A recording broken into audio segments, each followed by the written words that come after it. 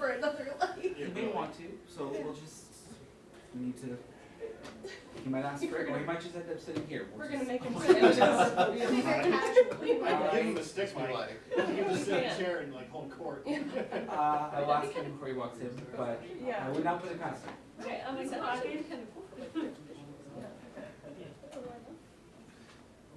Yeah, go. What do I do to prepare for your birth? Justin, hold his hand as he walks up the stairs. Sure. Gently. You not. Oh, sorry. Gently. Do you want to sit on his? No. Well, hey, greeting. Do we want to do it formally or informally? I think we have some TV cameras, so you should be at the microphone. Sorry. Yeah. I gotta get a little bit food now.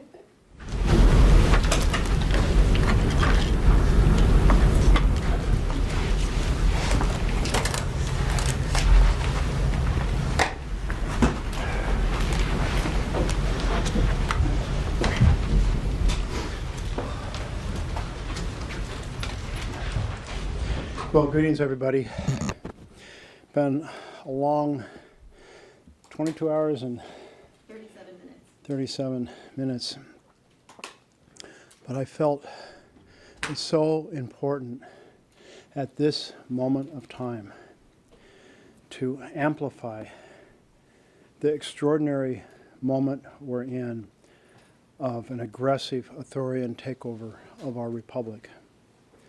The folks who came to the floor to ask questions and make points really highlighted so many of the different dimensions in which this authoritarian playbook is unfolding.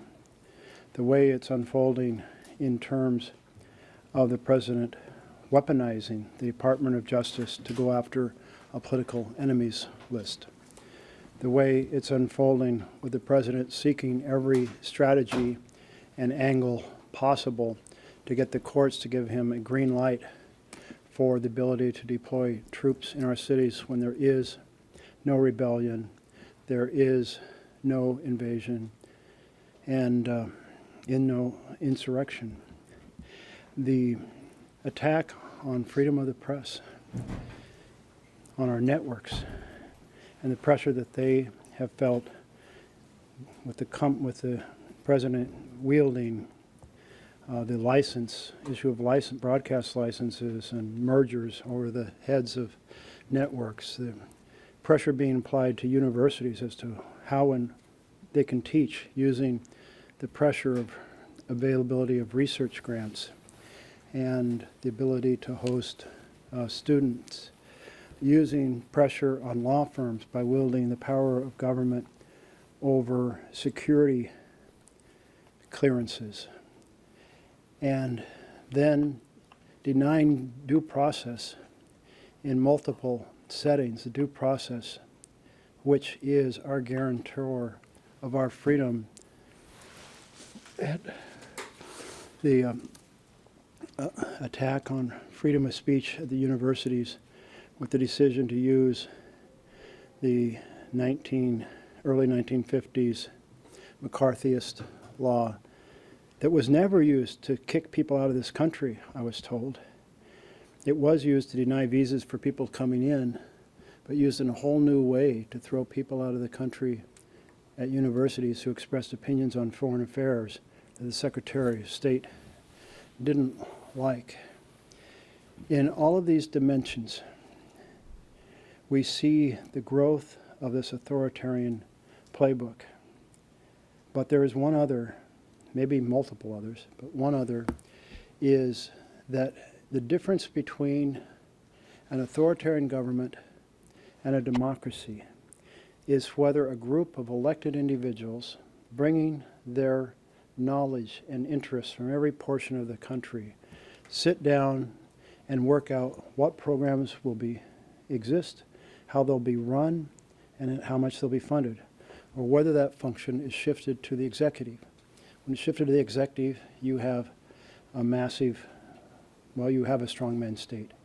And that's why the founders were so intent on saying this function of designing programs, funding them, writing the laws that do that, has to rest with the legislature. But we see in Russell Vought's strategy trying to use tools in which essentially that power is shifted to the executive, to slow walk funds, to freeze funds, to impound funds, and then to get to the end of the year and file really a bogus request to have the funds, the programs reversed, the funding reversed for the programs, that pocket rescission strategy, with all the intention being just to use the grace period in order to reach the end of the fiscal year and have the authorized funds go poof and not be able to be used anymore. Every time you hear Trump or Russ Vought or a cabinet member say, we shut down that program or we shut down that grant because it didn't align with our mission priorities, you are hearing a hugely authoritarian statement. That's what goes on in an authoritarian nation, not a we the people republic. So I'm so glad that so many of my colleagues, how many came down and participated in the course of it? Dozen and a half, 2 dozen? We still need to Two go get dozen, an exact about 2 number. dozen. And I was thankful that I didn't have to talk for a few minutes each time one of them came. As you can tell, I'm almost out of vocal cords as it is. I guess I can answer any questions if you'd like. Yeah. When Cory Booker did this, he dehydrated himself for several days ahead of time to maintain his physical stamina. What was your tactic to do it? And frankly, how did you not have to go to the bathroom for more than 22 hours? Yeah. It is about dehydration. My last sip of anything, well, I might have had a micro sip, was breakfast on Monday morning on the plane. That was my last food too. And I wasn't really sure that it was going to work out. And I was like, I hope I'm not fasting for no reason. I love to eat. But dehydration is exactly, it's what I did the first time when on Gorsuch. I didn't drink for a day. And I was worried. I told the team, I don't know how long I can go. But dehydration works pretty well. It also makes you a little off your game. So, sorry about that. Did you feel like you were going to faint at any point? There was one moment where I was lightheaded, yes. The hardest part was a couple weeks ago when I had started running again. I hurt my back. And my back hurt the whole damn time. And if any of you were on the floor, you saw me stretching when people were asking me questions. I was trying to stretch. So that made it harder. That made it much harder than when I went for a long speech on Gorsuch when I said you should not complete the theft of the Supreme Court seat. That was a long time ago. Yeah.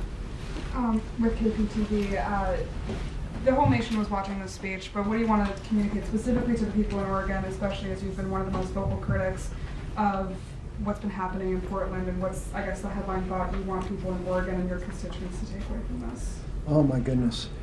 Well, I'm so proud of the people of Portland who have resisted the temptation to engage when they have been shoved or pepper sprayed, and they've instead chosen to protest with joy and whimsy. And I'd like to take my colleague John Barrasso with me down to witness what demonstration of joy and whimsy looks like, because I heard as I was leaving the floor his comments that he didn't believe that he thought there actually was something akin to 2020. That's just not the case. Senator, when did you come up with this plan to speak for this long? When did you coalesce on this plan? So at my town halls, and I do 36 of them in each county, people kept saying, why can't you do more? Isn't there something else you can do? And I'd recite all the different tactics, things that we'd done to try to slow down the appointment of cabinet members who really were not, their experience and their character weren't suited to their places. I noted we had tried doing things like sitting in our seats and voting. We had gone down and celebrated the long presentation, the long speech of Cory Booker. that we had put forward amendments. Some of those we got votes on. We got vote. My bill became an amendment that Leader Schumer put up, and on the files, on the Epstein files. There were other really good amendments we put up for things that should be improved, that we were trying to show the difference between a government that is on the path of families lose and billionaires win versus families thriving and the affluent paying their fair share. And so, and people would say, yeah, well, that's fine, but you didn't really stop anything. And so I've just been, I didn't stop anything tonight, but I wanted to, the idea came to my head of we need to right away to more dramatize how fast the authoritarian takeover is occurring, how extensive it is in terms of all the categories.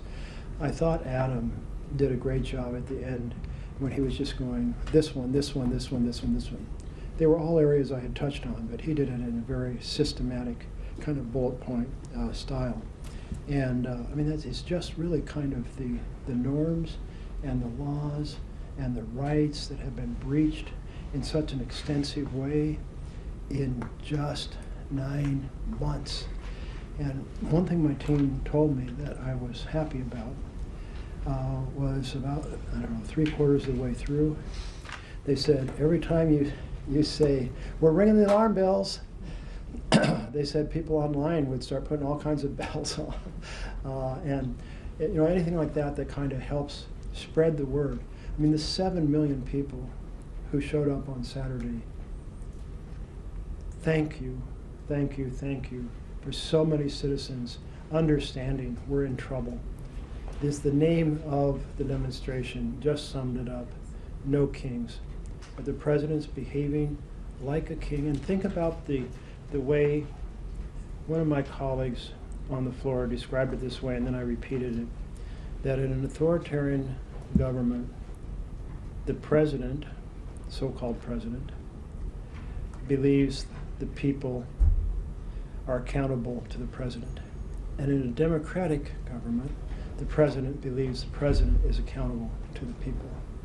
And I thought it was a way to sum up kind of how Trump's attitude is, sitting on his throne, not too worried about 20 million people having their health care costs doubled here come January 1st, unwilling to actually even sit down and have a discussion. I think it's so striking to me that back when Obama was president and he was doing commentary on Obama, saying, well, if there's a shutdown, it's the president's responsibility because the president needs to bring the parties together and sit down and work out a deal. And here is the president of the United States that's met over the course of this year, like, what, once with Democratic leadership? Once, I'm aware. Maybe there were a few others.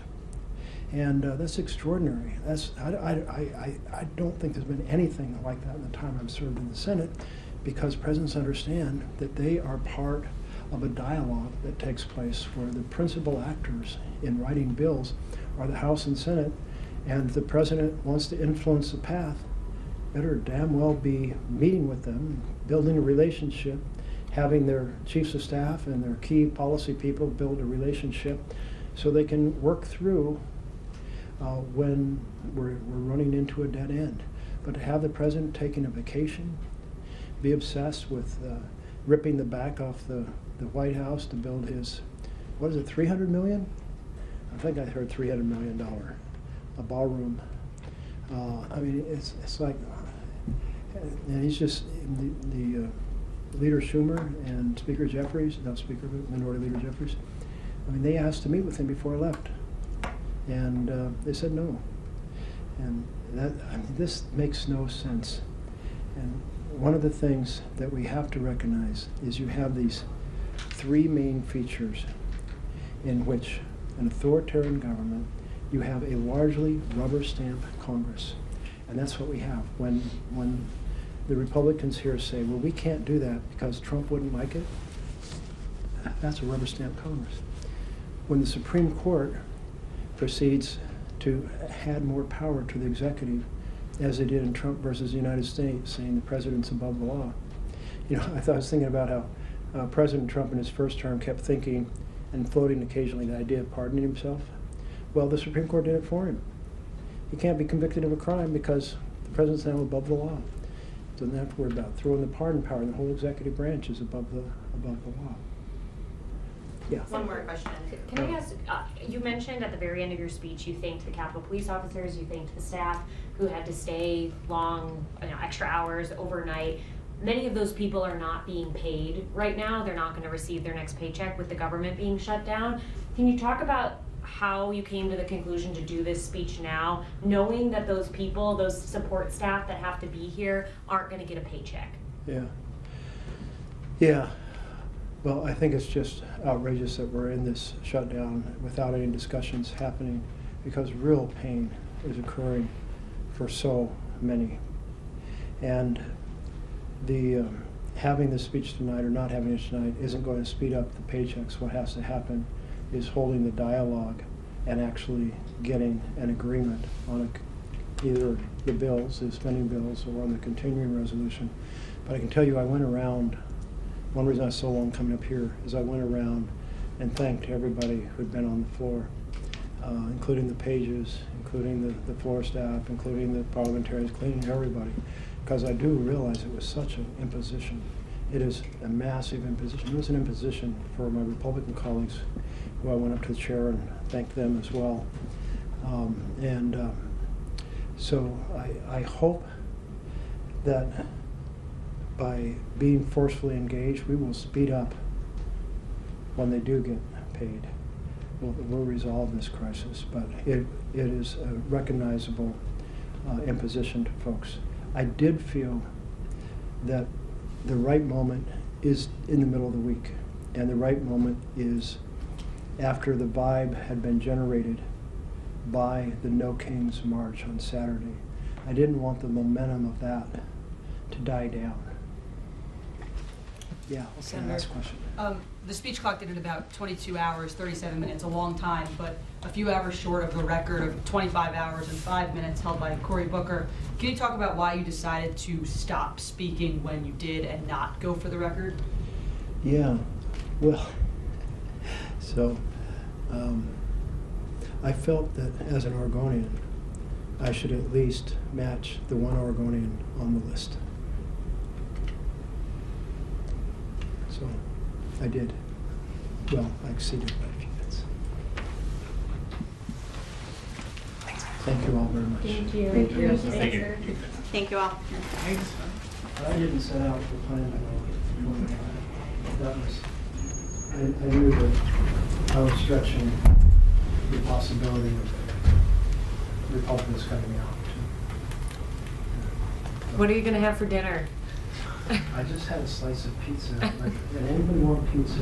We brought in pizza for anyone involved in this affair. So, anybody needs pizza? Scotland Democrat Cloaker, I'll be glad to go in. Okay. Anybody wants to bring up some boxes? No. You also want